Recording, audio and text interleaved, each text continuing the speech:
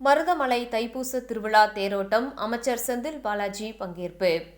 கோவை மருதமலை சுப்பிரமணிய சுவாமி கோவிலில் இன்று தைப்பூச திருவிழா தேரோட்டம் வெகு சிறப்பாக நடைபெற்றது.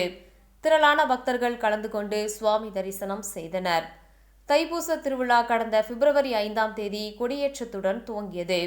தினமும் சுவாமிக்கு சிறப்பு அபிஷேகங்கள், பூஜைகள், தீபாராதனை ஆகியவை நடைபெற்றன. சுவாமி சிறப்பு வாகனத்தில் எழுந்தருளி பக்தர்களுக்கு காட்சியளித்தார். நேற்று திருக்கல்யாண நிகழ்வு நடைபெற்றது. இந்நிலையில் இன்று அதிகாலை 1 மணிக்கு நடை திறக்கப்பட்டது. கோபூஜை நடத்தப்பட்டு காலை 4 மணிக்கு மூலவருக்கு 16 வகையான வாசனை திரவியங்களால் மகா அபிஷேக பூஜையும் தீபாராதனையும் நடந்தது. தொடர்ந்து சிறப்பு அலங்காரத்தில் சுவாமி பக்தர்களுக்கு காட்சியளித்தார். பின்னர் காலை 5 மணி முதல் 7 மணி வரை உற்சவர் அபிஷேக பூஜை, தீபாராதனை நடத்தப்பட்டது. பின் பக்தர்கள் கொண்டு வந்த பால்குடம் மூலம் ஆதி மூலஸ்தானத்தில் உள்ள மூலவர் சுப்பிரமணிய சுவாமி வள்ளி தெய்வானைக்கு அபிஷேகம் செய்யப்பட்டது. காலை 7:30 மணிக்கு வெள்ளை யானை வாகனத்தில் சுவாமி திருவீதி உலா வந்தார்.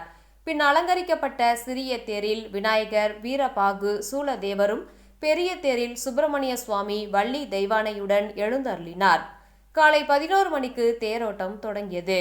இதில் மின்சாரம், மதுவிலக்கு மற்றும் ஆயத்தீர்வைத்துறை அமைச்சர் செந்தில் பாலாஜி கலந்து கொண்டு தேரை வடம்பிடித்து இழுத்தார்.